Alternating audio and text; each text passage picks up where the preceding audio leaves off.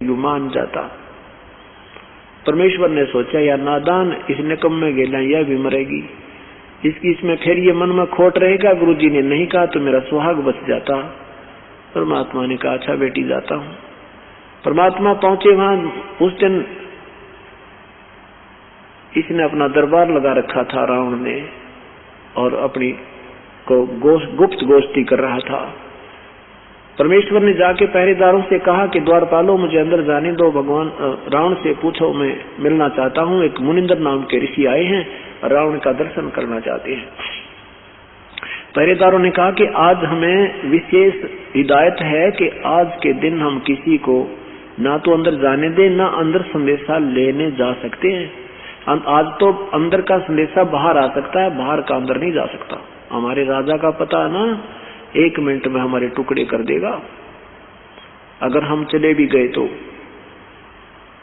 अब परमात्मा ने क्या किया, अंतर्ध्यान हुए प्रभु, और रावण की स्टेज के सामने ऐसे बीच में गैलरी सी होती है, लंबा बहुत बड़ा दरबार था, तो सामने आते नजर आए ऋषि रूप में। रावण ने कहा ये कौन आ रहा है, मेरे आदेश बिना इसको कैसे आने दिया। तो गुप्त मीटिंग हो रही थी। बुलाओ उन पहरेदारों को और कलम कर दो उनके गर्दन को। क्रोधी आदमी, तमोगुण का उपासक, राक्षस स्वभाव का धारण किया हुआ।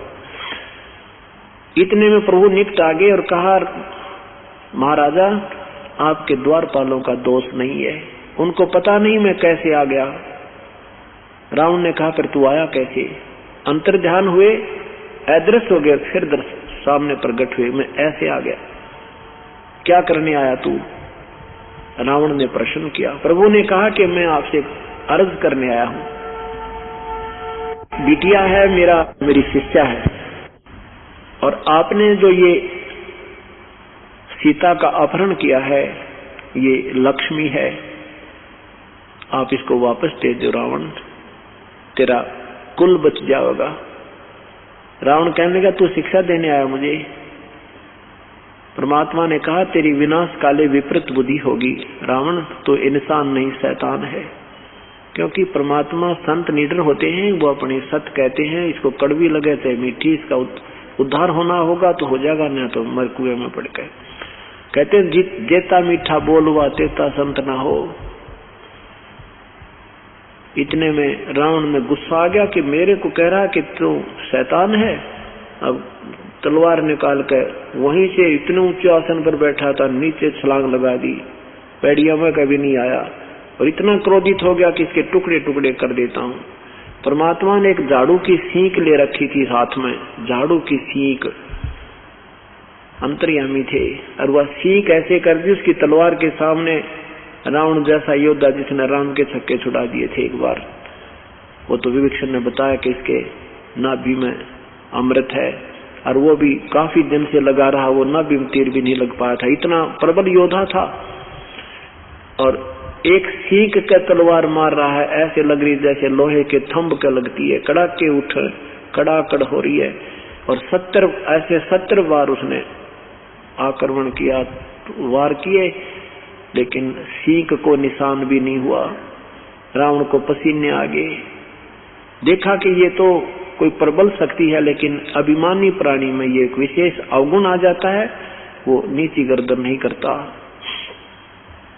सामने ऐसी परम शक्ति देखकर भी उसने नहीं माना कि ये कोई अजब शक्ति है।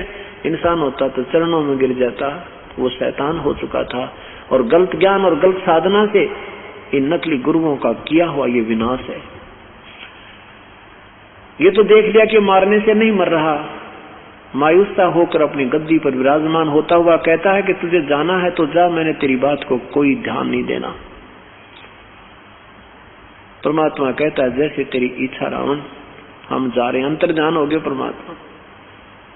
और मंदोदरी से कहा बेटी मैंने अपना जो कहना था कह दिया, वो नहीं मान रहा है। तो मंदोदरी ने कहा प्रभु मेरे लिए आपने कष्ट उठाया, उस निकम्मे के आप शब्द सुने, मैं अक्षमा यातना करती हूँ। और प्रभु अब मुझे कोई दुख नहीं आएगा अगर ये मर भी गया था। कहने का भाव ये है कि परमात्मा ने अपना पूरा प्रयत्न किया और समझाने की चेष्टा की, क्योंकि हम सब आत्माएं कबीर साहिब की हैं। शाम के समय विभीषण आया, मंदोदरी से कहा कि आज तो भाई ने मार दिया होता गुरुदेव को, पर वो तो परम शक्ति है। भाई ने ऐसे 70 बार आंख अंधाधुंध ऐसे तलवार लगाई नो, पूरे दरबार में गूंज उठे थी और भगवान ने सींग ले रखी थी, उसका निशान भी लिया। सारे दरबारी इस बात से बड़े प्रभावित थे, पर रावण के सामने कौन बोले, माना नहीं। परमात्मा वापस आ गए। मंदोदरी कहने लगी कोई बात नहीं, अपनी करनी पाओगे के पिता के पूत। ये दो, परमात्मा ने समझाया था बेटी ये 2 दिन का नाता है तेरा और पति और पत्नी का, ठीक है पति पत्नी का नाता पूरा निभाना, पर भक्ति मार्ग में कति डगमग मत हो जाना। 2 दिन का संपर्क है, अपनी करनी जाएंगे अपने स्थान पर, जिसको जहां के संस्कार है वो न्यारे न्यारे हो जाएंगे, सदा संग नहीं रहेंगे। अब क्या होता है कि वो सीता जी का पता लगाया गया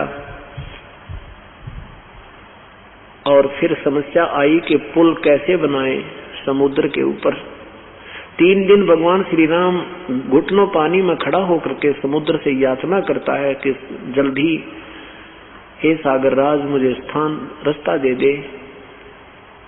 अपनी पूरी व्याथा बताते हैं कि मेरे साथ ऐसे बीत गई है, मेरी पत्नी को उठा लिया है इसने और मुझे छुड़वा के लाना है। वो पति भरता स्त्री है, उसने रावण को समर्पण नहीं किया है। अब पुण्यात्माओं यही बातें हैं जो देखने और सुनने की, ये कथाएं जो हमने अब अपनी आत्मा से जोड़नी है। भगवान श्री राम ने हनुमान जी को भेजा। हनुमान जी ने जाकर देखा कि सीता कहाँ बैठी है, एक वृक्ष के नीचे बैठी है और ऊपर चढ़ कर बैठ गया। राम ने पूरी समझा बुझाकर भेजा था श्री राम जी ने हनुमान जी को कि तू पूरी स्थिति का जायजा लेके आना कि उसने रावण को समर्पण कर दिया है या वो अभी भी मुझे चाह रही है, तो पूरा भेज लाना मेरे बेटे संत जी, मुझे सच्ची सच्ची बताना आकर के। अगर उसने रावण को समर्पण कर चुकी है तो हम नहीं दुनिया के लाल खपाएंगे, और यदि उसने आज भी हमारी याद तड़प है 10-12 वर्ष के बाद भी और वो हमें चाह रही है और उसने समर्पण नहीं किया है, तो हम हर संभव कोशिश करके उसको रावण के जाल से छुड़वाएंगे। इस कारण से हनुमान जी ऊपर छोटा रूप धारण करके वृक्ष के ऊपर चढ़ गए और सीता नीचे बैठी थी। रावण आता है, रावण से सवाल जवाब करता है, उसे कहता तो समर्पण कर दे। सीता कहती है ये जान जा सकती है रावण, तेरे दर्शन भी नहीं कर सकती मैं, तेरे अंदर दुर्भावना है, मेरा तो पति है वो मेरे हृदय में समाया हुआ है। इस तरह की बातें करके वो रोज सता कर चला जाता था। राक्षसनियों को उनको कह जाता था इसको सताया करो, ये समर्पण कर देवे। सीता मैले कुचले कपड़े पहने आंखों में आंसू भरे बैठी थी। तब सारा कुछ देखकर जब हनुमान जी नीचे आए, उन्होंने ऊपर से वह मुद्रा अंगूठी डाल दी, भगवान श्री राम ने दी थी। अंगूठी जब सीता जी के गोडों में आकर गिरी, सामने गिरी, तो वो जानकी श्री राम के नाम की लिखी हुई अंगूठी है। ऊपर बंदर बैठा है, मेरे पति को किसी ने मार दिया होगा, अंगूठी इस बंदर के हाथ लगी या यहाँ गिर गई इसके हाथ, तो कहने लगी रे बंदर मेरे क्या होगा मेरे पति को, वो जीवित तो हैं। हनुमान जी नीचे आता है कि माता रो मत, ऐसी कोई बात नहीं है, उनको कौन मार सकता है, मैं उन्हीं ने भेजा हूँ और ये अंगूठी दी है। और उसने कहा कुछ ये अंगूठी देना तब तुझे पहचानेगी हनुमान, नहीं तो वो पहचानेगी नहीं, तेरे पे विश्वास नहीं करेगी, वो बहुत डरा दी है राक्षसों ने। तेन बड़ी रे तन डरा दी थी, मैं कति पहले मरी पड़ी थी, पहले मैं बहुत दुखी थी और फिर तूने ये अंगूठी डालकर और मेरा दिल कति कमजोर कर दिया। अब इस तरह की स्थिति विचार देखकर सीता के ये स्थिति देखकर हनुमान जी को बड़ा गुस्सा आ गया। पहले तो वह पहरेदार कुटे, फिर वो 9 लखा बाग पाड़ पाड़ कर और फेंक दिया समुद्र में, उद्मस्त तार दिया। हाँ, उससे पहले सीता से कहा माता मुझे भूख लगी है। इस क्रिया से पहले सीता से कहा माता मुझे भूख लगी है, मुझे भोजन कराओ। वह बोली भाई ये बेटा कहने लगे, हनुमान जी मेरे बस की बात नहीं भाई, यहाँ कोई बाग में कोई वो अपने आप गिर गया हो ना, फल तो तोड़ कर वो खा लिए बेटा, मुझे तोड़ कर खाना भी अलाउड नहीं है, और तू भी मत तोड़ना ना, मुझे बहुत सताएंगे। अब इतनी बात सुनकर हनुमान जी ने सोचा भी ये तो अच्छे बेवकूफ आदमी, और खाना भी दूबर कर रखा हमारी माँ का। तो तब उसने सारे बाग, पहले तो छक्या पूरा, क्यों 5-4 मन में तो छकने थे, इसे तगड़े हनुमान जी थे, सारे फल तोड़े, कुछ कच्चे पक्के तोड़ पाड़ कर सब फेंक डाला, उद्मस उतार दिया। रावण ने सैनिक भेजे हुए गढ़ दिए सारे, लंका को फूक फाक के हनुमान जी वापस आए। सीता जी ने उसको कहा कि ये कंगन ले जाओ मेरा, नहीं तो वो विश्वास नहीं करेंगे तेरे पे। इस मेरे कंगन को जो उन्होंने पहन रखा था, एक कड़ा 2 थे, एक कंगन दे दिया हनुमान जी को कि कंगन लेके जा, और श्री राम इसको देखकर मुझे पहचानेंगे कि सचमुच तो मेरे से मिलकर गया, नहीं तो वो विश्वास नहीं करेंगे। अब हनुमान जी सुबह सुबह वो कंगन लेकर के और आकाश मार्ग से चल पड़े। आगे जाके एक पर्वत के ऊपर वो उतर गए। सुबह सुबह का समय था, एक सुंदर सरोवर भरा था, साथ में एक सुंदर सरोवर, पानी का अच्छा पानी था। समुद्र का पानी खारा होता है, वो एक अलग से पानी था पहाड़ों के बीच में। तो हनुमान जी ने सोचा ये स्नान कर लेता हूँ, सुबह सुबह का समय है। उस कंगन को एक पत्थर पे रख के और स्नान करने के लिए उस तालाब में प्रवेश कर गए। लेकिन दृष्टि उस कंगन पर थी कि कहीं कोई इसको उठा ना ले, बंदर, और कहीं ऐसा ना हो इसको उठा ले और मेरे पर विश्वास ना करे भगवान। तो जैसे सर्प की मणि पर बच्चे, गऊ की बच्चे पर नजर होती है, ऐसे एक नजर उस कंगन पर, और स्नान कर रहे थे। इतने में एक बंदर आया और कंगन उठाकर भाग लिया। अब हनुमान जी भाग लिए, न्यू के न्यू पीछे भाग लिए कि ये निकम्मा कहीं समुद्र में ना फेंक दे इसको। पीछे पीछे हनुमान जी आगे आगे, बंदर भाग के एक ऋषि के आश्रम में प्रवेश कर गए, ऋषि मुनिंद्र के आश्रम में। और वहां जाकर के उसने देखा, हनुमान जी के देखते देखते एक घड़े में, एक बहुत बड़े घड़े में वो कंगन डालकर आगे भाग गया। तो हनुमान जी ने राहत की सांस ली कि चलो कंगन डाल तो गया, ये मटके में तो निकाल लूंगा अब तो, तब आराम से चले। आकर देखा उस मटके में तो काफी कंगन पड़े थे, वो तो भरा पड़ा था ऐसे कंगनों का, सेम टू सेम, कोई अंतर नहीं उनमें। अब उन इतने कंगनों को देख कर हनुमान असमंजस में पड़ गया, भी मेरे वाला कौन सा है। तब ऋषि के पास आया, ऋषि जी के पास आए हनुमान जी, कहा ऋषि जी ये बंदर मेरा कंगन उठा लाया, इस घड़े में डाल दिया। ऋषि जी ने कहा उठा लो बजरंगी, ले जाओ, आपका मटके में डाल रखा तो ले जाओ अपना कंगन उठा लो, आओ जलपान करो फिर। तो हनुमान जी कहते हैं कि ऋषि जी उसमें तो ना जाने एक जैसे कितने कंगन हैं, मुझे मालूम नहीं मेरा कौन सा कंगन है। मुनि ऋषि जी ने कहा कि आजा बैठ जा पवन पुत्र, मैं बताता हूँ तेरा कंगन कौन सा है। फिर वो सारी कहानी सुनाई। हनुमान जी वो परमात्मा और है, ये भगवान नहीं है ब्रह्मा विष्णु महेश, ये पूर्ण शक्ति नहीं है। और ये तेरा राम और ये सीता तो 30 करोड़ बार तो ऐसे ही अपहरण हो लिया और ये वापस आ ली, और ऐसे ऐसे सारी कहानी करा कितने बार, ये 30 करोड़ तो राम, ये विष्णु अर्थात ये राम चक्कर काट चुके यहाँ पर। और जितनी बार भी ये प्रक्रिया हुई है तू ऐसे ही आया है, ये हनुमान आता है एक, और वो ऐसे ये बंदर को मैंने ड्यूटी ला रखी है, और ये तुम्हारा भ्रम तोड़ता है पर तुम मानते कति नहीं। सारी कहानी बताई कि ऐसे आते हैं और ऐसे ही ये बंदर इसमें डाल जाता है, और ले जा कोई कंगन उठा कर तो मिला लेना सीता जी के दूसरे कंगन पे, न्यू का न्यू भाई, एज इट इज है यो।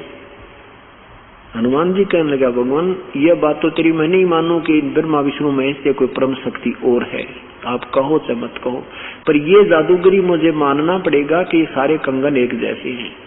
परमात्मा ने कहा कि ये ऐसे 30 करोड़ राम हो जा लिए जीत जीत कर जंग में। तो श्री हनुमान जी ने कहा कि देखो ऋषि जी, प्रत्येक बार हनुमान आता है और यहाँ डाल जाता है और कंगन लेकर भी जाता होगा। हाँ, कंगन लेकर जाता है। इस गड्ढे में मेरी शक्ति से, ये एक शक्ति है इसमें, ये वरदान है कि ये एकदम फोटोस्टेट कर देता है इसका। इसमें जब ये कंगन गिरते ही 2 हो जाते हैं। आपको नहीं यकीन है तो एक कटोरी दे दी उठाकर कि इसको डालकर देख मटके में कटोरी डाली, 2 एक सी होगी। हनुमान जी शांत हो गए, उठा के एक कंगन को और चला गया। चले गए तो पता चल गया, तय हो गया। अब हनुमान जी ने जब जाके बताया कि सीता जी श्री राम के पास है, उस रावण के बाग में है, तो श्री राम जी हनुमान जी को एकांत स्थान पर ले गए। पुण्यात्माओं, देखना ये सब प्राणी हैं और सबके अंदर एक जैसी ही वृत्ति है। अब उसने हनुमान जी से क्या पूछा? हनुमान जी मेरे सिर पे हाथ रख, मेरे संत जी झूठ ना बोलना, तू सच बताना। कहा जी बोलो, क्या क्या बात है? तो ऐसे जैसे पुलिस वाले पूछा करे ना, बात न घुमा फिरा के मुलजिम को उसकी जो ना सच्चाई जानने के लिए। तो कहता भाई एक बात बता हनुमान जी, रोज भोजन तो बहुत अच्छा खाया होगा तुमने, कहाँ रोटी खाई? वहाँ श्री रावण के घर गए थे क्या? राज दरबार में खाई या घर पे गए थे? और सीता ने कैसे कपड़े पहन रखे थे?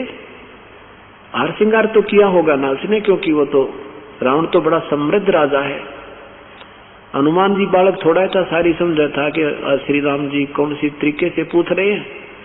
श्री राम ये पूछना चाहते थे कि हनुमान जी कोई बता दे कि मैं वहां खाना खाने गया था, तो तब क्या बताया कि हे भगवान, आप परमात्मा हो और माता के विषय में ऐसी शंका करना आपको शोभा नहीं देता। माता का जो चेहरा था वो नहीं है जो पहले था।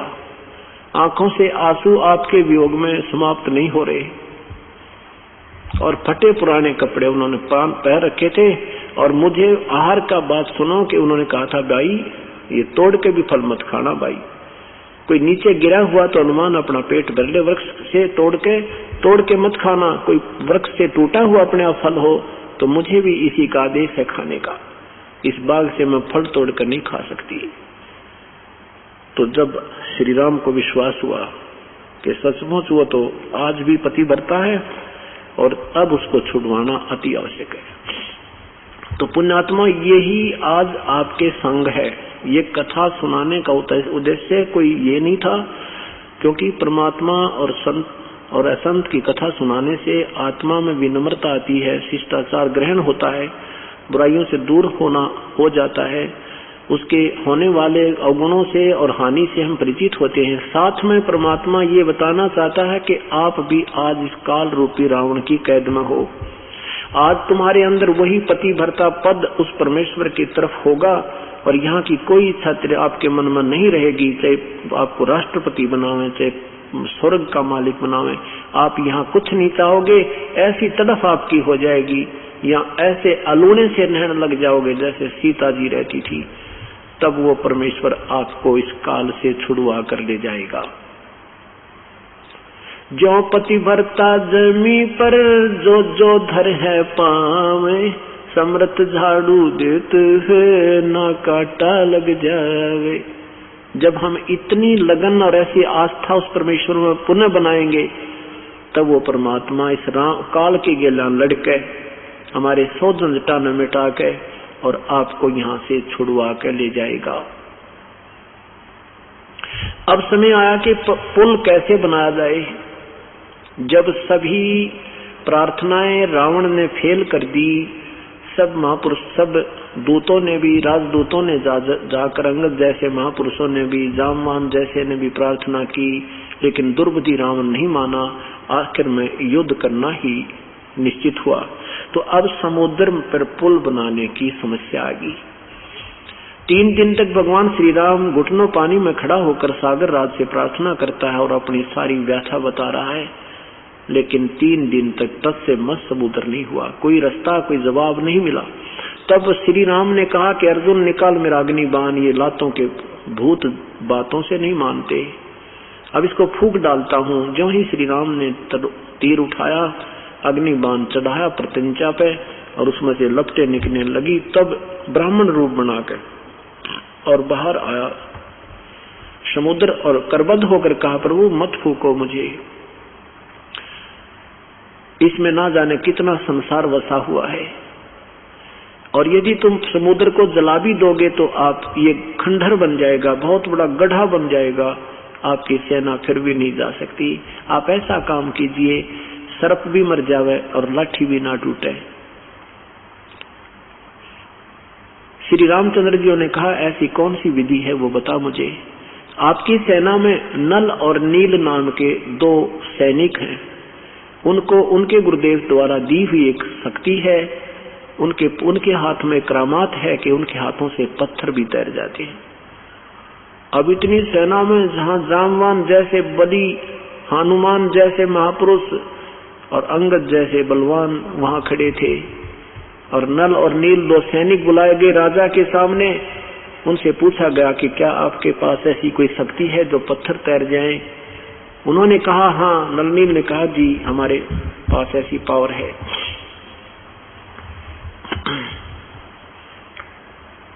तो श्री राम ने कहा कि भी अपनी ये क्रिया करके दिखाओ मुझे,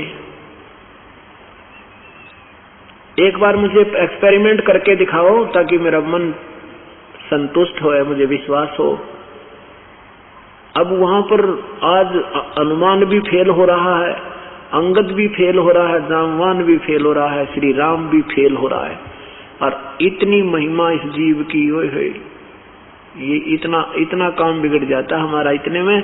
तो उन्होंने उस दिन प्रभु याद नहीं किया कि कहीं हम नो करें और ये नो सोचें भाई ये तो शक्ति कहीं और से मांगी है इन्होंने, इनमें कहां से थी ये। ऐसी दुर्भावना इस जीव में आए बिना नहीं रहती। इन पॉइंटों से हमें सावधान रहना है। तो श्री नल और नील जी ने उसी समय पत्थर उठाए, अपनी महिमा दिखानी चाहिए, और पत्थर रखे तो दोनों के पत्थर डूब गए, तैरे नहीं। अब दूसरे पत्थर उठाकर डाले, उनको तो पूरा कॉन्फिडेंस था, लेकिन कहते हैं हम तो हल्दी की गांठ से ही पंसारी बन जाते हैं। अब दूसरे डाले हुए भी डूब गए। तो श्री राम जी ने ऐसे देखा उस विपर रूप में खड़े सागर की तरफ कि जैसे कहना चाहते हो कि तू झूठ बोल रहा था, क्यों मजाक करता है मेरे साथ। इतने में समुद्र ही कहता कि नल नील तुमने अपने गुरुदेव को याद नहीं किया, निकम्मा, आज के कहानी बिगाड़ी। तब उनको भी अपनी गलती का एहसास हुआ, फिर अपने याद किया है भगवान हमें दया करो, हमारे से गलती होगी। वो परमात्मा का काल के साथ पहले वचन हुआ था, काल ने कहा था कि मेरे अंश जाएगा, समुद्र पर पुल नहीं बनेगा, उससे वो पुल बनवाना। अपने वचन को याद करके परमात्मा उधर आना ही था। देखा 2 किलोमीटर की दूरी पर देखा कि गुरुजी आ रहे हैं, वो आगे गुरुजी, वो आगे गुरुजी, सबकी दृष्टि कई सामने कि जिन महापुरुष के आशीर्वाद से पत्थर इनके हाथ से तैर रहे थे वो स्वयं ही आगे हैं, तो कहना ही क्या। इतने में निकट आ गए। श्री राम ने प्रार्थना की, है प्रभु, हे ऋषि जी, ऐसे ऐसे मेरे ऊपर बहुत बड़ी आपत्ति आई हुई है, मेरी पत्नी को रावण ने उठा लिया है, और आज आपके शिष्यों में वो करामात नहीं रही। मेरे दुर्भाग्य है कि आज इनकी हाथों में भी वह शक्ति नहीं रही कि पत्थर तैर जावें। तो परमेश्वर ने कहा कि अब इनके हाथ में रहेगी भी नहीं, क्योंकि इन्होंने आज मर्यादा भंग कर दी। कैसे?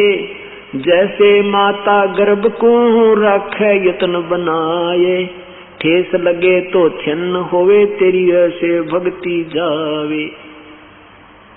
अब नाम ले लेना ये तो आपका सौभाग्य है, शुभ संस्कार आपको यहाँ ले आया, यहाँ तक उसका यहाँ तक लाने का काम था। अब आगे आपका कार्य है कि जैसे गुरु जी कहें वैसे ही अपनी मर्यादा में रहते हुए इसको सफल करना है। जैसे किसी बहन को बहुत ही काफी समय उपरांत गर्भ रहता है और फिर वो उस बच्चे की कितनी केयर करती है, कितनी सावधान करती है कि कहीं ऊंचे नीचे में पैर ना रखा जा, मेरा बालक खराब हो जा, कहीं जो है रात को करवट लेती है तो भी भयभीत रहती है कि कहीं मेरे बच्चे पर दाब ना आ जा, मेरा लाल खराब हो जाए। तो कहते हैं ऐसे तुमने सावधान रहना चाहिए, गुरुदेव के आदेश की उल्लंघना ना चाहिए, मन में मान बढ़ाई नहीं आनी चाहिए, तब तुम्हारा ये भक्ति रूपी लाल सफल होगा, नहीं तो ऐसे बर्बाद हो जाएगा। ये हमें एक उदाहरण दिया मालिक ने। तब श्री राम ने कहा, हे प्रभु, जब आप अपने बच्चों को आशीर्वाद दे सकते हो, मेरे पर मेहर करो, बहुत आपत्ति है मेरे पे। तब परमेश्वर ने कहा, ठीक है, अब मैंने ये पहाड़ है सामने का, उस पहाड़ के चारों तरफ एक लाइन ऐसे डंडी से अपनी छोटी सी लाइन लगा दी, एक रेखा खींच दी चारों तरफ के, और कहा इसके बीच बीच के ये पत्थर उठा लो, ये सारे तैर जाएंगे। आप कहते हैं ना, दूध का जला हुआ लस्सी कोई फूकता है। हनुमान जी से कहा, ले ये हनुमान उठा के एक पत्थर।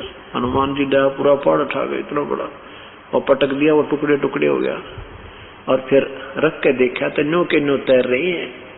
और नल नील शिल्पकार भी थे, उन्होंने कहा, जी हमें एक सेवा तो दे दो, हम शिल्पकार हैं, इनको तोड़ फोड़ के एक दूसरे में फंसा कर सेट कर देंगे, अक्सर बेटा कर लो या सेवा तो करो। तो कहते हैं फिर वो समुद्र पर पुल बना। रे नल नील यतन कर हार, तब सतगुरु से करी पुकार। रे नल नील यतन कर हार, तब सतगुरु से करी पुकार। जा सतरे खाल की अपार, सिंधु पर सिला तिराने वाले। जा सतरे खाल की अपार, सिंधु पे सिला तिराने वाले। धन धन सतगुरु सत कबीर, भक्त की पीड़ मिटाने वाले। धन धन सतगुरु सत कबीर, भक्त की पीड़ मिटाने वाले। भक्त की पीड़ मिटाने वाले, भक्त की। धन धन सतगुरु सत कबीर, भक्त की पीड़ मिटाने वाले। रहे नल नील यतन कर हार, तब सतगुरु से करी पुकार। और आपने जा सत रेखा लिखी अपार, चारों तरफ से खींच दी लाइन, सिंधु पर सिला तैरने वाले। अब देखो पुण्यात्माओं, ये तत्व ज्ञान है। ये सपेर पार्ट पहले ही अपने दुकान में रखे थे, अपने सदग्रंथों में कथाएं थी। इंजीनियर ही उनको जोड़ तोड़ कर गाड़ी बनाता है जो काम आती है, तो उसको तत्वदर्शी संत कहते हैं, वो वास्तविक ज्ञानी होता है। ये दास को ऊपर मेहर की परमात्मा ने बुद्धि दी, उस परमेश्वर की बुद्धि से ये दास आपको इस सदग्रंथों का सार निकालकर आपके समक्ष रख रहा है। कि पहले कोई तो कहता था श्री राम ने पुल बना दिया, जब फिर कहते थे श्री राम जी 3 दिन याचना करते रहे, वो समुद्र ने रास्ता नहीं दिया। अगर समर्थ भगवान होते तो क्या जरूरत थी याचना करने की, और चल उतार ले जाते सारी सेना को। कोई कहता था कि हनुमान जी ने राम का नाम लिख दिया इसलिए पत्थर तिर गए, यानी कोई निर्णायक ज्ञान नहीं था। हनुमान जी क्या करते थे, एक नियम है ये कि पहले राम तो श्री रामचंद्र के बाद राम मानने के यही राम होगा, नहीं, इससे पहले भी राम नाम प्रचलित था। इनका तो जन्म भी नहीं हुआ था। सतयुग में भी महर्षि वाल्मीकि जी भी मतलब ओम नाम जपते थे, लेकिन बोलते थे राम कहते थे। जैसे कहते हैं राम राम जप ले, राम राम भाई, राम का नाम ही श्रेयकर होता है। तो उस समय से राम का नाम प्रचलित है। जैसे हम कहते हैं ना भाई सतनाम, जैसे सत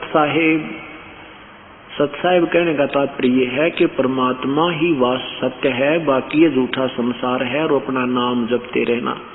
सत्य साहिब कहें तो ये मन में विचार आना चाहिए कि ये क्या संकेत कर रहा है कि नाम जपते रहियो, गप्पे मत मारते रहना। के नाम को। ऐसे ही ऋषिजन ओम नाम देते थे। महर्षि वाल्मीकि जी भी ओम नाम जाप करते थे और इस काल ने कहा कि मेरा जाप तो बोल बोल कर सुमन करना होता है। तो ये ओम ओम ओम ओम ओम ओम ओम ओम ओम, और बोलने वाला तो ठीक बोल रहा होता, सामने वाले को ऐसा लगता था जैसे कि मैं वो कर रहा है। तो ऐसे ऋषि जी जब जाप कर रहे थे बैठ के, आम दूसरे भगत कहा करते थे कि ये उल्टा जाप जप है, देखो इसने क्या लाभ होगा, मैं वो कर रहा है। तो कहते हैं उल्टा नाम जपया जग जाना, वाल्मीकि भय ब्रह्म समाना।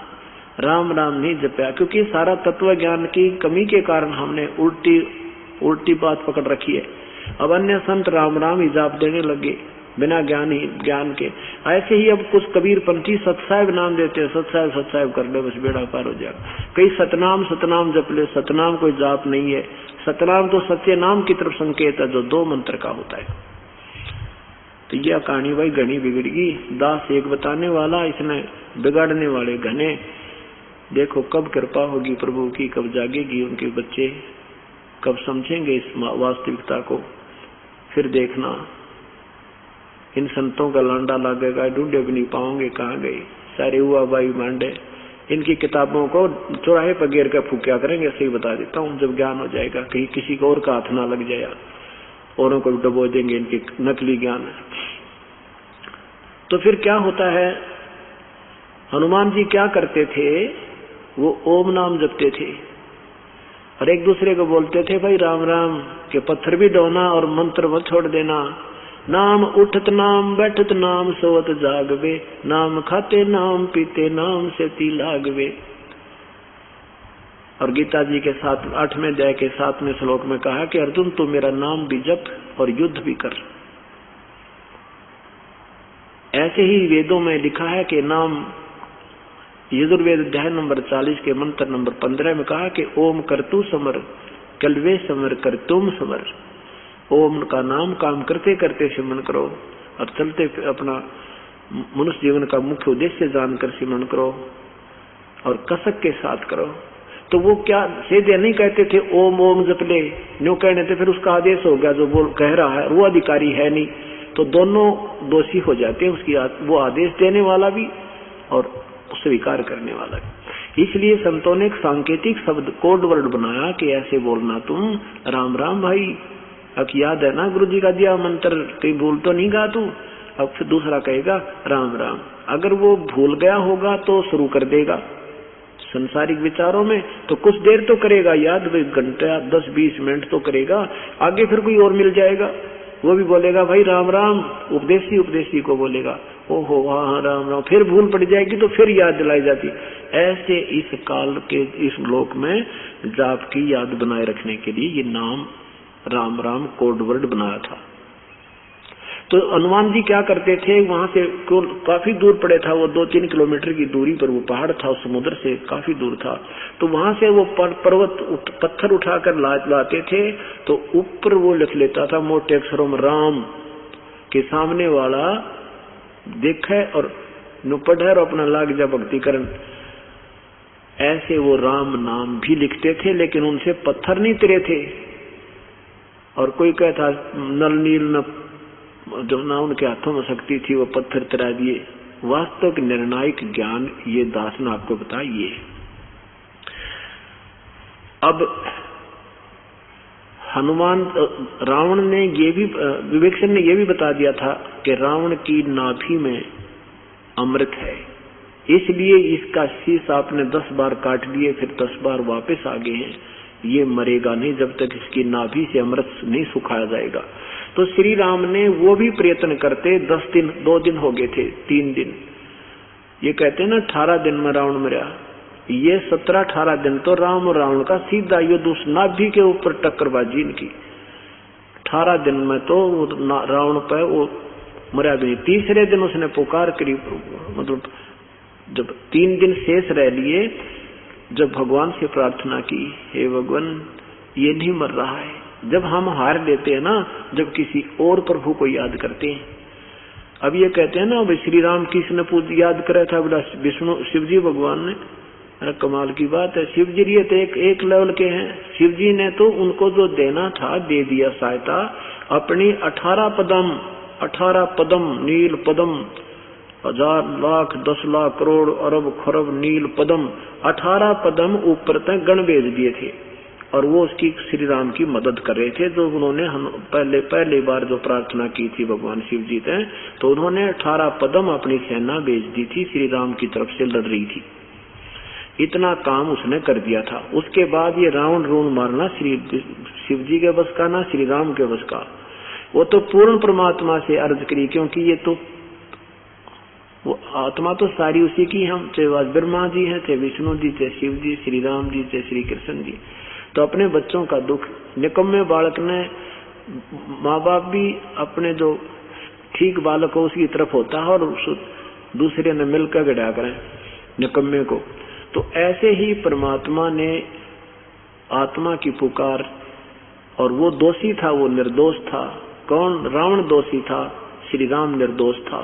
तो कहते हैं गरीबदास साहेब दुखते धड़े, परमात्मा उस न्यायकारी यानी निर्दोष पक्ष की तरफ होता है। तो उधर से परमात्मा ने आकर के श्री राम को अदृश्य करके और स्वयं उसकी नाभि में तीर ठोका था, और तब वो रावण मरा था। अब ये है तत्व ज्ञान। आपने सब बहुत देर से बात समझना, क्योंकि हम ना युग ऐसा पटा ज्ञान गणे दिन हो गए सुनते ने। तो अगर श्री राम ही मार देता तो 15-16 दिन वो खूब पच लिया था। अब उससे पहले क्या होता है कि एक बार सारी की सारी सेना, भगवान श्री राम भी, लक्ष्मण भी नाग फांस में आ गए। एक सिद्धि, पहले सिद्धि से लड़ाई होती थी, सिद्धि से अग्नि बाण छोड़ दिए जाते थे। एक सिद्धि से क्या किया कि नाग फांस छोड़ दिया। सब के सब सेना ऐसे बांध दी नागों ने, सर्पों ने, जैसे हाथ ऐसे नीचे को और न्यों के जो बांध कर खड़े कर दिए। टस से मस नहीं हो पा रहे थे, ऐसे सकंजे खींच दिए, उनकी जान जाने वाली थी। तब गरुड़ जी से प्रार्थना की थी श्री राम ने, और कहते हैं श्री गरुड़ जी ने आकर के सब नागों को काट काट कर मार मार कर खत्म किया। और जब वो सेना को निर्बंध किया तो क्या बताते हैं परमात्मा? काटे बंधन विपत में बाई कठन कियो संग्राम, चिन्ह रे नर प्राणिया ये गरुड़ बड़ो अकराम। तुम भगवान राम को समर्थ और सर्वशक्तिमान तो मानते हो। जब भगवान नाग फांस में आ गए थे तो उस गरुड़ जी नाग उनका बंध छुटवाया था। तो इनमें राम बड़ा शक्तिशाली है, गरुड़ शक्तिशाली, कुछ निर्णय तो दो मुझे।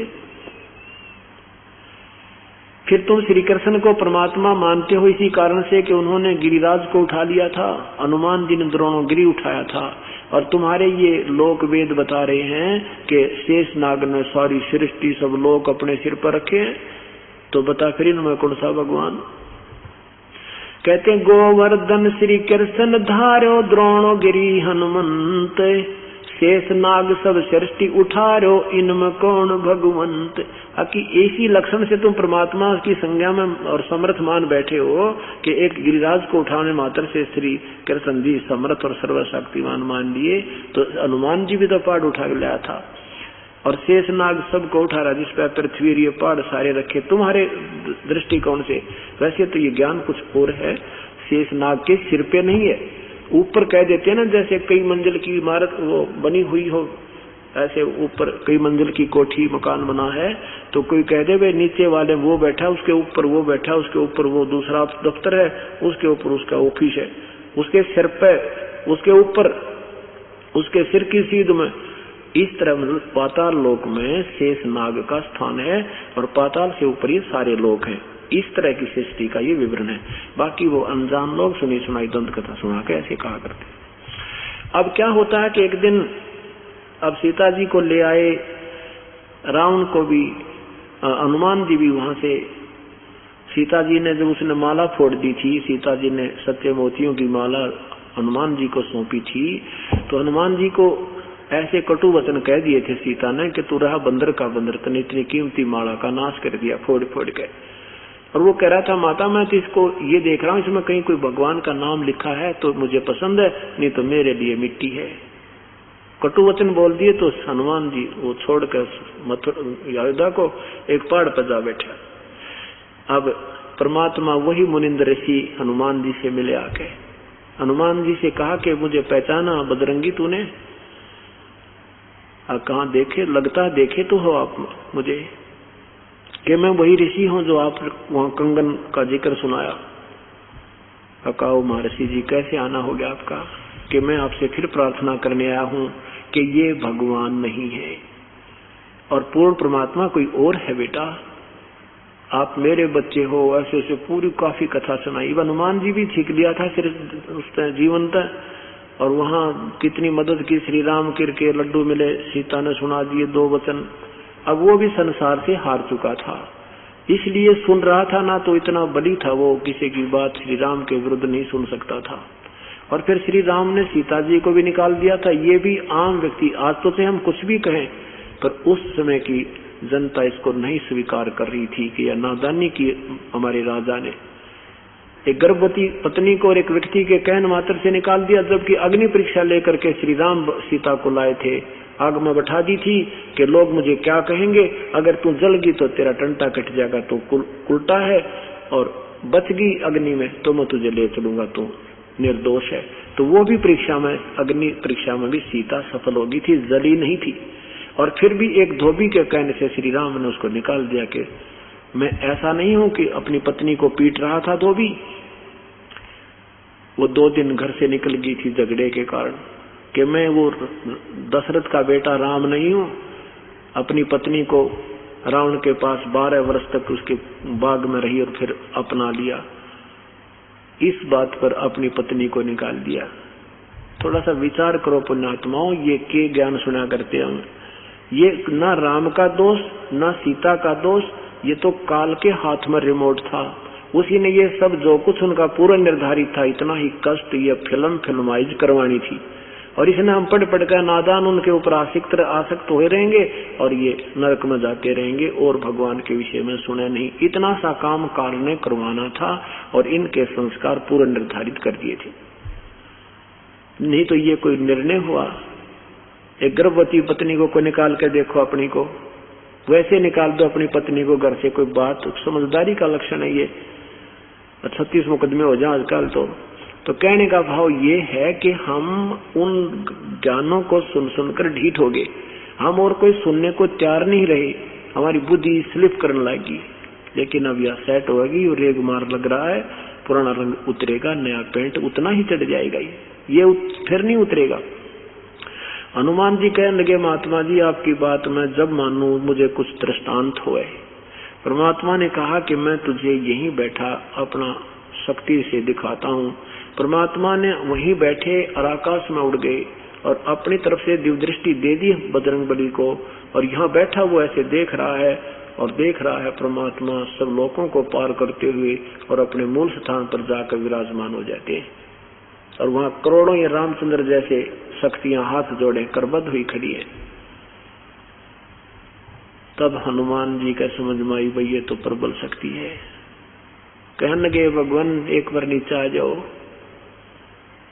क्योंकि आत्मा परमात्मा को चाहने वाली थी बजरंगबली, और चरणों में गिर गए। कहने लगे परमात्मा मुझे क्षमा कर दो, मैंने आपके साथ अभद्र व्यवहार किया। प्रभु ने कहा कोई बात नहीं पवन पुत्र तेरा दोष नहीं, ये तो सबका उल्टी पट्टी बंधी हुई है, सभी को ऐसे ही उल्टा ज्ञान दृढ़ हो चुका है।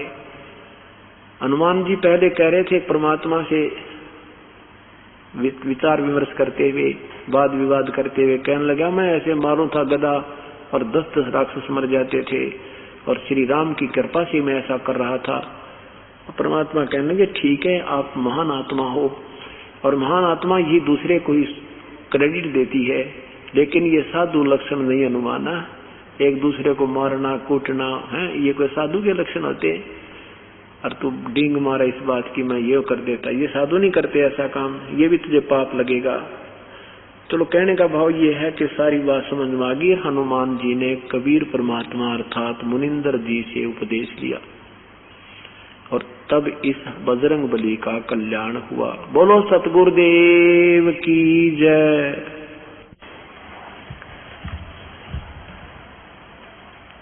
पुण्यात्माएं सुबह के सत्संग में सुन रहे थे, पूर्ण परमात्मा सत्पुरुष जो पूजा के योग्य है, जिसकी सब प्राणियों ने साधना करनी चाहिए और वही पूर्ण मोक्षदायक है, वो परमात्मा चारों युगों में आते हैं। सतयुग में उनका नाम सुकृत रहता है, त्रेता में नाम मुनींद्र होता है,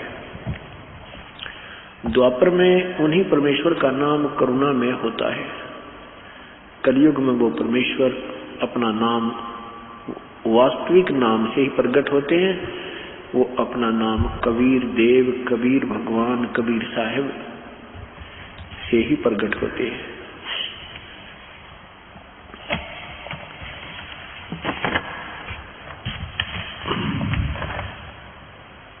उस परमेश्वर के सिमरण के लिए ही सभी सद्ग्रंथों ने संकेत किया है। जप ले अलख बिनानी संतो, जप ले अलख बिनानी, जप लो अलख बिनानी संतो, जप लो अलख बिनानी। अलख बिनानी वो सबकी पहुंच से दूर जो परमात्मा है, जिसको कोई नहीं देख पाता, उसकी रजा के बिना, उसके द्वारा बताएगी साधना से ही परमात्मा उसको अपने सतलोक ले जाता है। उसके विषय में बता रहे हैं।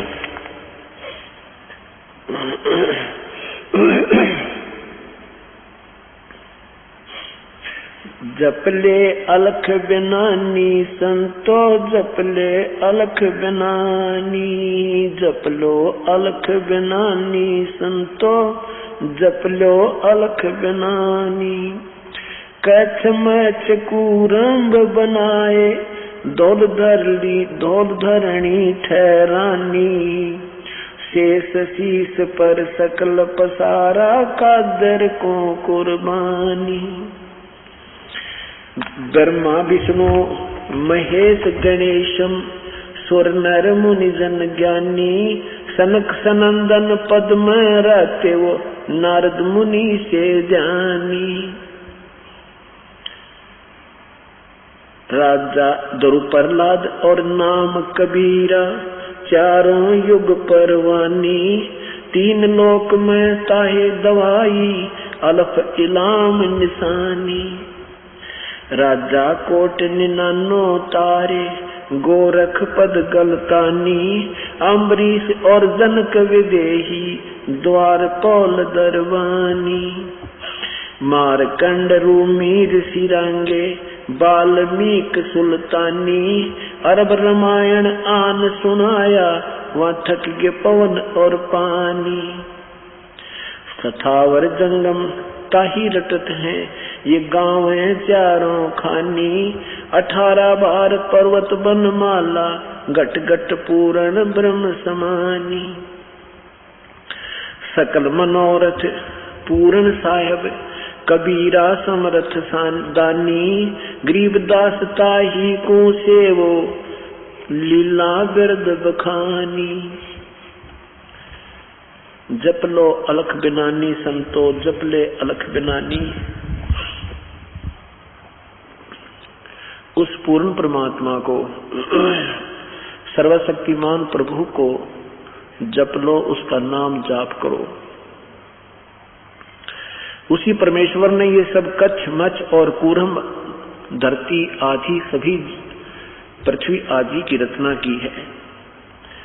और ये शेष नाग के पाताल लोक से ऊपर जितने भी इस ब्रह्मांड में आप लोक देखते हो, क्योंकि यहाँ के प्राणियों को एक ब्रह्मांड का भी पूर्ण ज्ञान नहीं है, इसलिए कहते हैं ये जो सारी रचनाएं की हैं उस परमेश्वर ने की हैं, और उसका नाम कबीर समर्थ दानी, वो सब का दाता कबीर परमेश्वर है।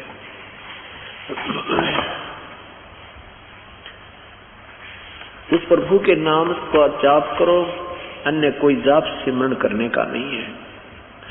भक्ति मुक्ति के दाता सतगुरु भक्ति मुक्ति के दाता, भक्ति मुक्ति के दाता सतगुरु भक्ति मुक्ति के दाता। उस परमेश्वर की साधना सतगुरु बिना नहीं हो सकती। परमात्मा के पाने का तरीका पहली कड़ी सतगुरु होते हैं, पूर्ण संत प्राप्त होवे जब बात बने। क्या बताते हैं? पिंड प्राण जिन दान दिए हैं जल से सिरजे गाता, उस दरगाह को भूल गया इब कोट कुटुंब कुल कुटुंब से राता। परमात्मा की महिमा गाते हुए आदमी गरीबदास साहिब जी हमें समझा रहे हैं कि तू उन दिनों को भूल गया जब वहां दरबार से चला था। ये कह करके परमात्मा आपको बहुत याद किया करूंगा।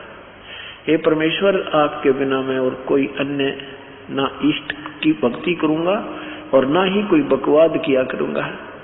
कहते हैं अब तू मेर तेर में फंस गए, इस मोह ममता में जो काल ने जाल फैला रखा है, ये तेरा बेटा है, ये तेरी बेटी है, ये तेरा पुत्र है, तेरी पुत्री है, ये कार तेरी कोठी है, नादान तो इन में उलझ गया। उस परमेश्वर को भूल गया जिसने तुझे किस लिए भेजा था। ठीक है, तेरा संयोग जुड़ा है, इनके साथ भी रहे, अपना कर्तव्य भी पूरा कर, पर परमात्मा की भूल मत कर। इसलिए कहते हैं भक्ति मुक्ति के दाता सतगुरु भक्ति मुक्ति के दाता, भक्ति मुक्ति के दाता सतगुरु भक्ति मुक्ति के दाता। पिंड प्राण जिन दान दिए ये जल से सिरजे गाता, उस दरगाह को भूल गया अब कुल कुटुंब से राता। राता मन इसमें लीन हो गया, इसी में आश्रित हो रहा है। रिद्धि सिद्धि कोट तुरंगम दीने ऐसा धनी विधाता, उस समर्थ की रीध छुपाई अब जग से जोड़ा नाता।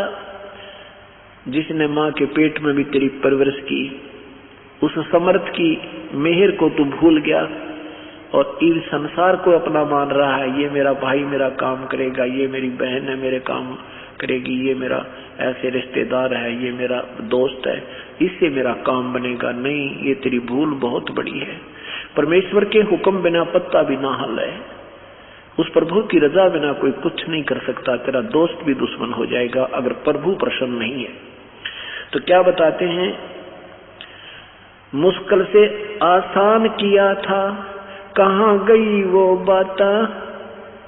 माँ के पेट में तो रो रहा था और कह रहा था, हे भगवान एक बार बाहर निकाल दे मेरे प्रभु। हे प्रभु तेरी बहुत याद करूंगा, तुझे सदा याद किया करूंगा। तो कहते हैं वो मुश्किल से आसान किया था, कहाँ गई वो बाता। सत सुकृत को भूल गया है, ऊंचा किया ना हाथा। ऊंचा हाथ करना, दान करना, तो तेरे से दान भी ना हुआ। नादान घुटी छुटी ला कर काम बिगड़ गया।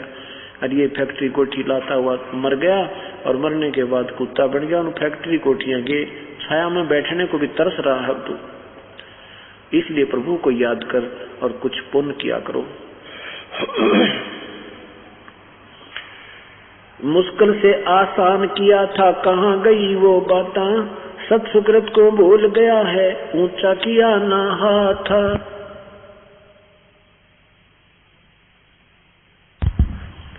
सत्सुकृत मीन शुभ कर्म को भूल गया, अच्छे कर्मों को भूल गया, दुष्कर्मों में जोर दे रखा है। ऊंचा किया ना हाथा, ऊंचा हाथ करना यानी दान करना। ब्रह्म मुहूर्त सूरत नगरी सुन सरोवर नाता, या प्रभी का पार नहीं रे सकल कर्म कट जाता। ब्रह्म मुहूर्त और सूरत नगरी सुन सरोवर नाता।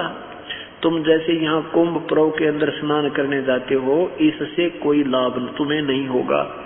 ये सुरत है, अपने जो वास्तविक नाम के ऊपर जाप करो और उस परमात्मा के नाम पर अपनी सुरती लगा कर रखो। इस सुरत सरोवर में इस या तेरी ब्रह्म मुहूर्त है, नाम के ऊपर हरदम ध्यान रखना, अपनी सुरत नृत्य को लगा के रखना।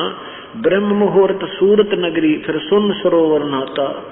सतलोक में जहाँ अपने जाना है वो टारगेटेड पॉइंट तेरा रहे, वो उद्देशित लक्ष्य आपका वो स्थान बना रहे। कहते ये है वो नाम तेरा सही।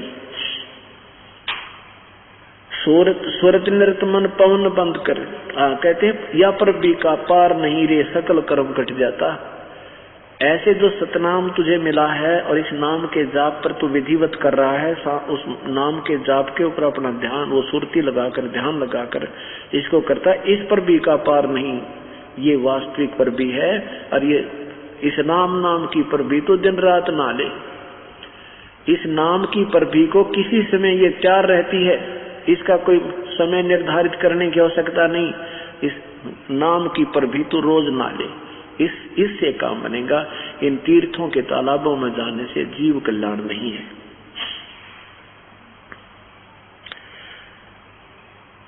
या पर ब्रह्म मुहूर्त सूरत नगरी सुन सरोवर नाता, या पर भी का पार नहीं रे तेरे सकल कर्म कट जाता। सूरत नृत मन पवन बंद कर मेरे दंड चढ़ जाता।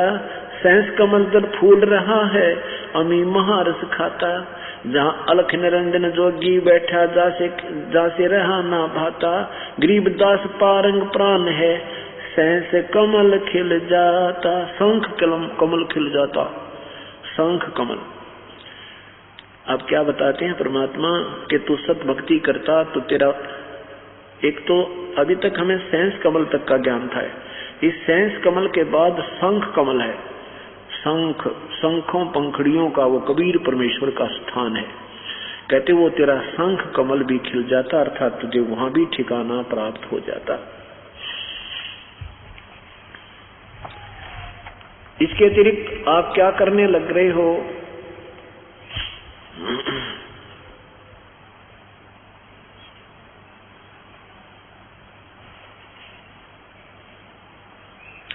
आप शास्त्र विधि त्याग कर मनमानी पूजा कर रहे हो, उससे आपको कोई लाभ नहीं हो रहा। यही पवित्र गीता जी अध्याय नंबर 16 के मंत्र 23-24 में कहा कि शास्त्र विधि को त्याग कर जो मनमानी पूजा करते हैं उनको न तो कोई लाभ होता है, न कोई सुख होता है, न उनकी गति होती है, न ही कोई कार्य सिद्ध होता है, अर्थात व्यर्थ। इसलिए क्या बताते हैं? सतगुरु जय राम सब ही सौज कबीर माही क्या देना के बाम। कई कहते हैं ना दाएं हाथ को नहीं जाना चाहिए, दाया सुर चले तो पद कदम रखना चाहिए, बाया चले तो बढ़िया है। इस तरह के जो तुक्के तुम लगाते हो, कहते हैं उस परमात्मा की शरण माने के बाद ये दाना बामा सब समाप्त हो जाता है। जय सतगुरु जय राम असली राम पूर्ण परमात्मा ये कबीर परमेश्वर है, उसी की जय बोलो, उसी के शरण में रहो, उसी से तुम्हारी जय होगी। सतगुरु जय राम सब ही सौज कबीर माही के दना के बाम। कल्प वृक्ष और काम धेनु है सब ही पूर्ण कामा। ये परमात्मा कबीर साहब यही कल्प वृक्ष है, ये काम धेनु का भी इसी में गुण है। कल्प वृक्ष स्वर्ग में कहते हैं एक ऐसा वृक्ष है, उसके नीचे बैठकर जो भी कोई मांगता है उसको तुरंत वही वस्तु प्राप्त हो जाती है और उसकी मनोकामना पूर्ण होती है। एक कामधेनु है कि जो भी खाद्य पदार्थ उस गाय के पास जाकर मांगते अर्ज करते हैं, तुरंत ही आपके सामने वो रसोई आ जाती है। तो कहते हैं वो आती है आपके ही अकाउंट में, क्योंकि वो होटल है, उस होटल में आपकी एडवांस डिपॉजिट है आपका, आपके शुभ कर्म, और उसी में से आपको प्राप्त हो जाता है। और यहाँ परमात्मा कहते हैं उस पूर्ण ब्रह्म परमात्मा के, उस पूर्ण परमात्मा के अंदर ये सारे ही गुण हैं।